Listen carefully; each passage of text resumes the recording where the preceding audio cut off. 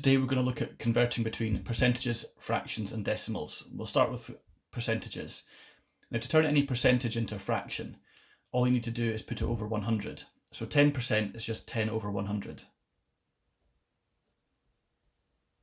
50% is 50 over 100. 40% is 40 over 100. And 38% is 38 over 100. Now with all fractions you should always simplify them, but we're going to come back to that because first of all we're going to change the fraction into the decimal. So 10 divided by 100 is just 0.1. 50 divided by 100 is 0.5. 40 divided by 100 is 0.4.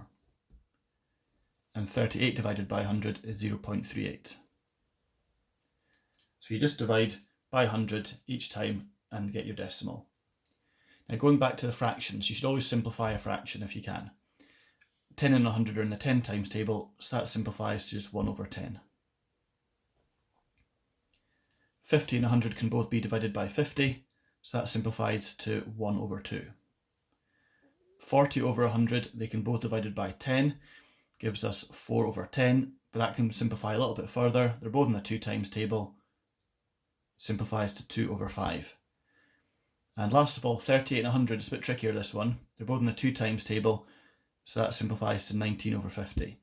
And that's as far as that one goes. You can't simplify that one any further. In the next section, we're going to start with a fraction and we're going to turn it into a decimal. And then I'm going to take the decimal and I'm going to turn that into a percentage.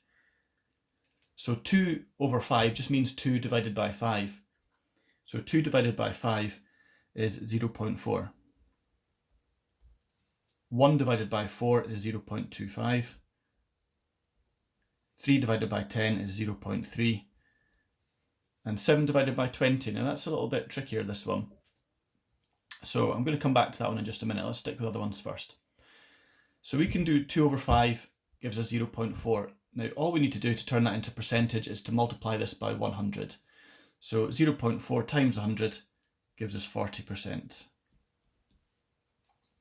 0.25 times 100 is 25%.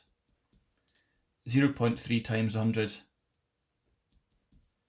is 30%. So that's the more basic ones done first of all.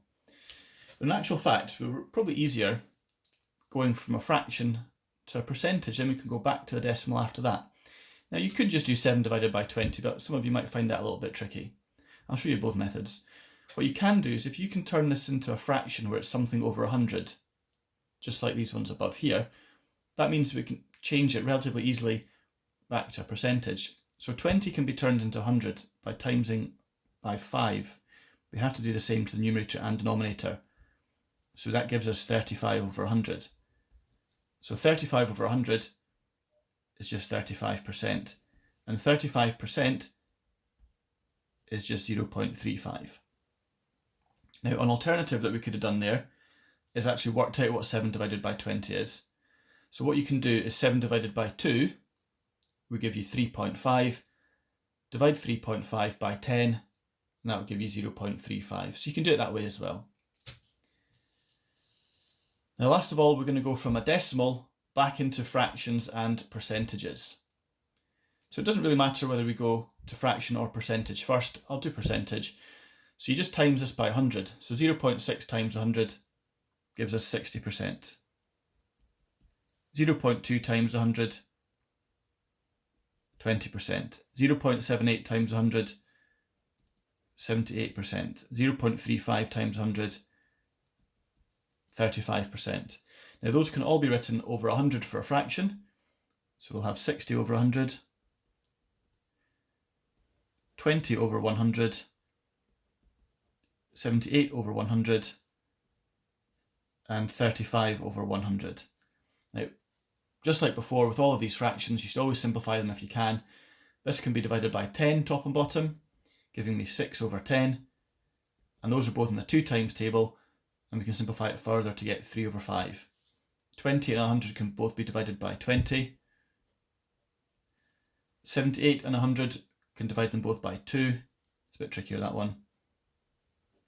And that doesn't simplify any further. and these are both in the 5 times table. So you can see this one is actually exactly the same as earlier.